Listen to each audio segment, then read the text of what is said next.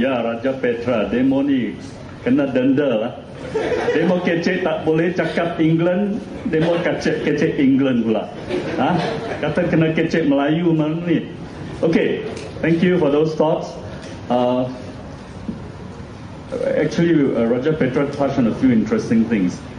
In fact, I was working. I didn't know all my life that the Muslims, the Christians, and the Jews shared the same Old Testament. The Old Testament of your Bible is actually shared by all three religions. And the story that he told about the significance of Hari Raya Haji or Hari Raya Kurban was something I learned quite late in life. It's quite amazing. In fact, Hari Raya Haji or Hari Raya Kurban is one of the most important festivals for Muslims as well as for Jews. In fact, when Clinton spoke about 2 nights ago in KL, he also quoted verses from the Bible and from the Torah and from the Quran to show how similar the religions are. And he also emphasized that the Quran says that diversity is God's plan. God made people different so that they could love one another, not that they should fight one another. So it's very sad, as Raja Petra said, that for the last 40, 50 years, race and religion has been used to divide the people. It's very sad because that is not what our people are like. That's not what Malaysians are like. In fact, I'll give you another story. Many years ago, I worked in Kuala Terengganu.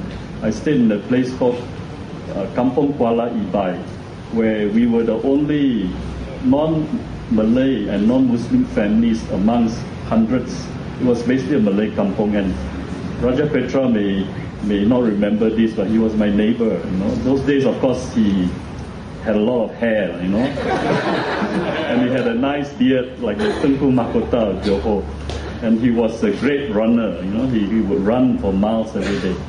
Sorry, Raja Petra, I'm telling them a bit about your childhood. Okay, so yeah, thanks for sharing. In fact, what he said also is true. I was told that around the time that Teresa Kok and 2 others were detained, there was actually a plan for a big crackdown.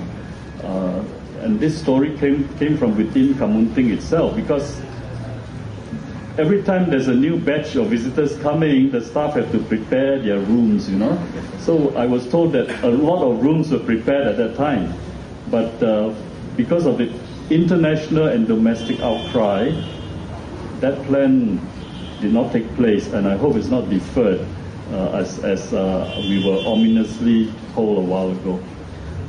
I'd like to share another story also. In fact, the people of Malaysia do not support these repressive laws anymore. And it's clear from surveys that have been done. In fact, Merdeka Center has done surveys, other think tanks have done surveys.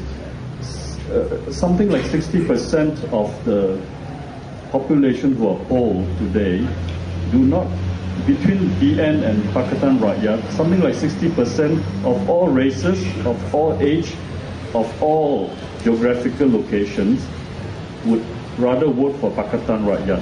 And it's because of laws like the ISA, and it's because of issues like corruption.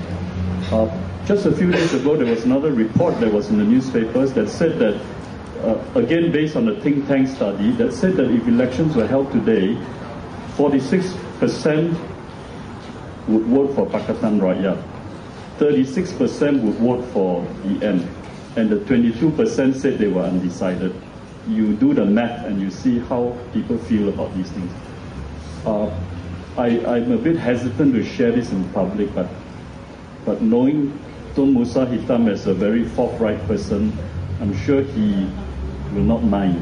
I had a long chat with him after March 8th, and he said a few very interesting things. One of them he said was, the March 8th election was the best thing that happened to this country. Imagine. And he also said that the only people who don't get it are the UMNO people. They just don't get it. And it's quite sad that, despite the verdict of the electorate, we are still not seeing change. We're still seeing the same old rules.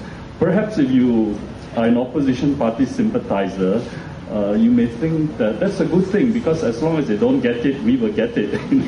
But it's sad that transformation hasn't taken place. Well, we hope it will still take place, but